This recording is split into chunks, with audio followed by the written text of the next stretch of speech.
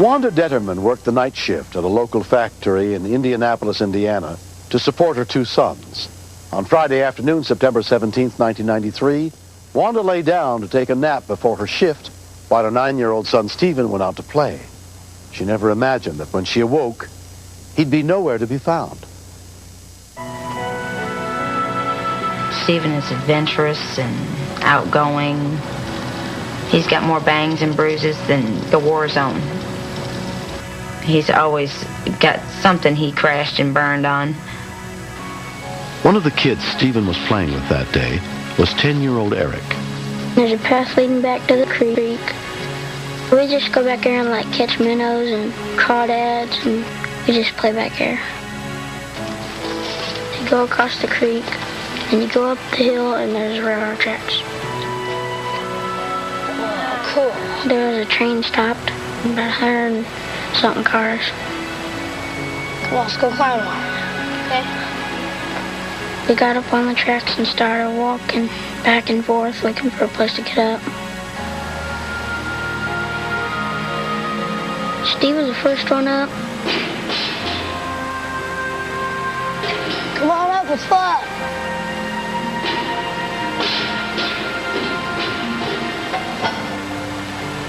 Climbed up because it was just something that we could do and new. I thought it'd just be fun to go up there and look around and see if we can find anything.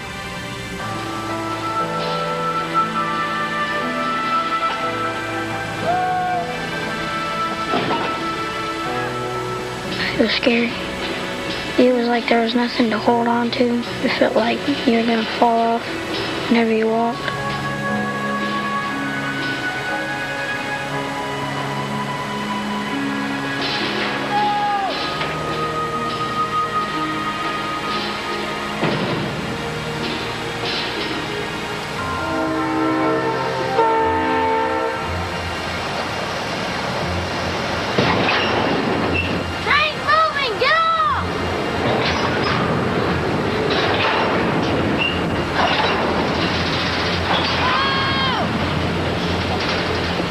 I was just like scared. Get down, that's all going through my mind.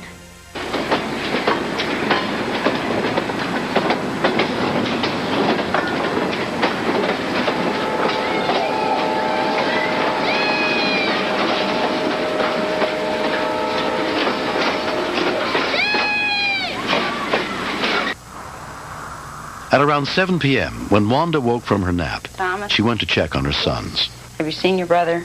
No, I seen him. Thomas was there, and Stephen wasn't in yet. Has he been home to eat?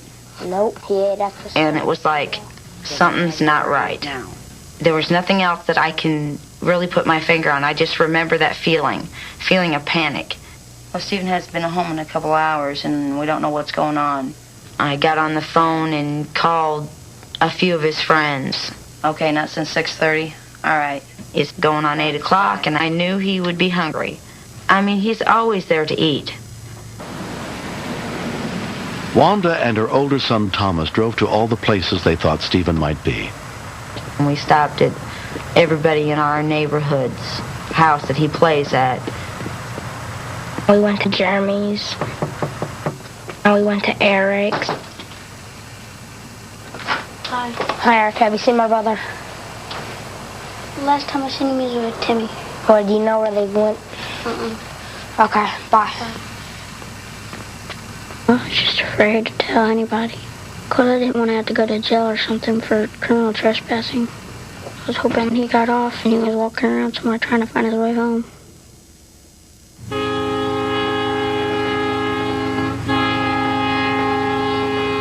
It was right around 10 o'clock when we had to call the police. And it's a tough thing to do. It's a decision that says it's out of your hands. It's more than you can handle. And that's not an easy decision to make with your own kid. It's like, you know, I can't find him. This is where you found the bike. This is where they hang out all the time. So. The next day, a neighbor who'd found Stephen's bike near the creek showed the police the spot. The neighbors had told me that the night before, right around 7, there was a train stopped. And so, you know, I'm thinking, bike was by the tracks. He might have got on the train. It started up, took off. The railroads made a very extensive search for Stephen. But it's not uncommon for trains to be broken apart and sent into many different directions. Unfortunately, they did not find him. And you made a police report? Yeah, they came out 9:30, 10 o'clock. An investigative team with the Marion County Sheriff's Department was called in to look for Stephen, led by Captain Gerald Trout.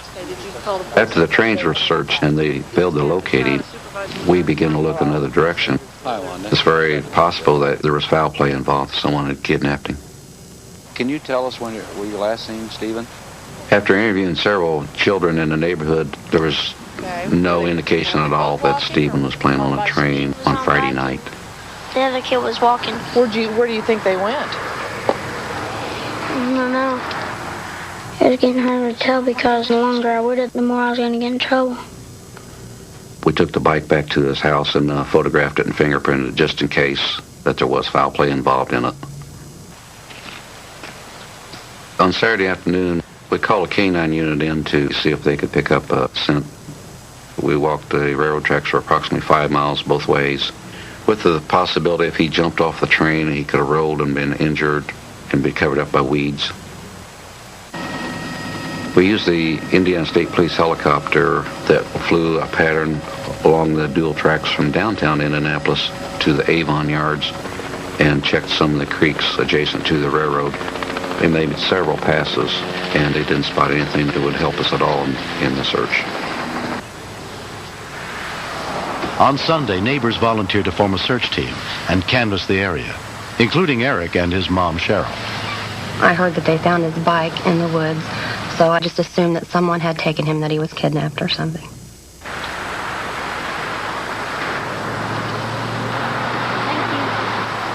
I was like thinking it was stupid passing out the flyers because I knew where he was, and I was about to say, Mom, this ain't no good. He's on the train. I just felt real bad. I lay down on the couch. My stomach was hurting. I just kept thinking, oh, he's in the dark by himself. He ain't got nobody to talk to. I just laid on that couch and didn't get up. Wish I would have told. After a while, you just can't think straight. I would just walk outside and look around. And you look at all the places he plays, and you just think, Stephen, where are you at? I know you're hungry. I know you're cold. What could have happened to you that you aren't home yet?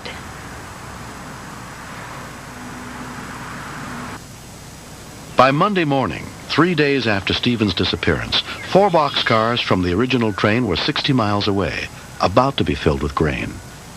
We're talking about tons of grain falling down the chute, loading cars very, very quickly. And it's a very mechanized type process, so there's very little human involvement. Just in 1992 alone, 533 individuals lost their lives playing along railroad tracks or in railroad yards. It's a very dangerous situation.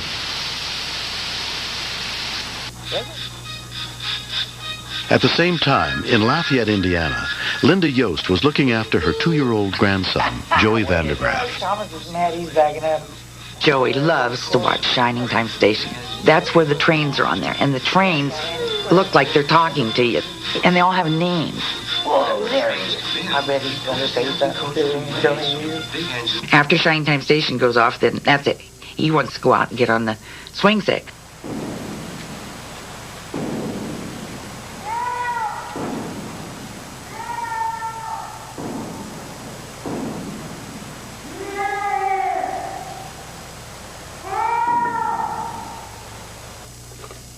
I was picking stuff up, and I looked up, and there he was, all right back in there, hollering at me, Grandma, Grandma. The train's talking. The train's talking? And he says, Thomas is out there talking to me. And I said, no, Thomas, don't talk to people. Not in my backyard. I heard this rumbling noise, and I thought, now, wait a minute, that don't sound quite right. That don't sound like thunder. I walked on over to the middle of the yard, and that's when I heard, the meow. I looked down, and it ain't coming from him, because he's looking up at me with this look on his eyes like, see, I told you, Grandma.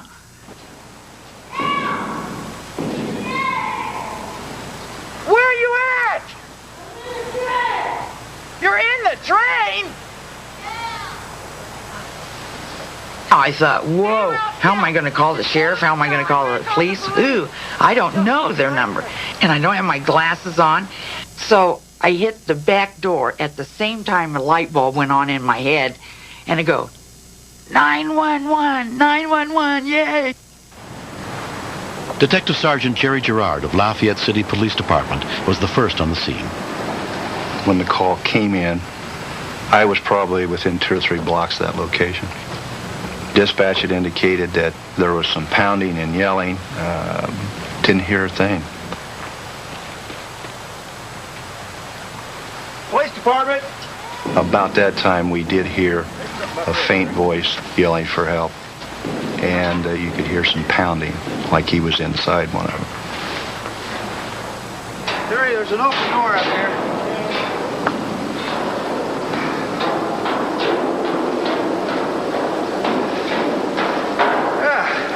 Yeah, he's in here, Terry. Okay. Hey, how'd you get in there? I fell. Yeah. He seemed to be in good spirits, and he was coherent. He wants out. What's your last name, Steven? Boston. We were fairly sure that that was the boy who was missing from Indianapolis. I radioed to one of the other officers down on the ground to call headquarters and get a hold of Marion County immediately, because I'm sure his mother was quite upset. Steven, this letter in here, okay? Go slow. It was cold, dark. I just laid there. Stay on the ladder until you get out, okay? Don't try to... I might have passed out. We got you. All right. Good job. And then I was relieved that someone found me. I didn't think I was ever going to get out of there. When paramedics examined Stephen, they found that though hungry, thirsty, and scared, he was fine. And when I asked Stephen, did you think Mom had forgotten about you? No, Mom. Hi there. What's your name? At least he knew I was thinking about him and that I was trying to do everything I could. He'd been trapped for 3 days inside of it. You probably saved his life. 3 days? Yeah. Well, it wasn't me. I didn't hear him. My grandson heard him.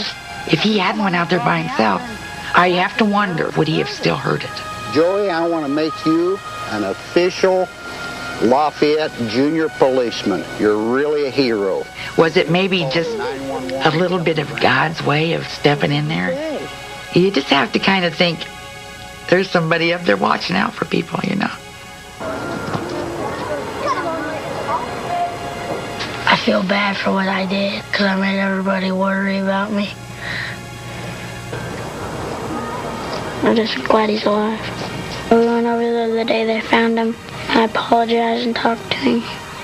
I'll probably forgive him in a couple years. In about a year and a half. I'll make him suffer. They made me sit in my room for almost two weeks with nobody to talk to. I still don't feel good about myself knowing that I let him be in there suffer. We all split up and took off, but we didn't tell anybody. If anybody's in danger, you should tell, even if it means getting in a lot of trouble. Hi. Hello. Look at me. I was amazed that a child of that age could communicate well enough that someone actually believed him and went out and investigated it. Yeah. See, that's the badge you got. I thought it was a miracle, because I didn't know 2 girls could talk that well. I didn't know they could hear that good. Thanks for looking for me. Thanks for worrying about me. And I'm never going to climb on a boxcar again in a million years.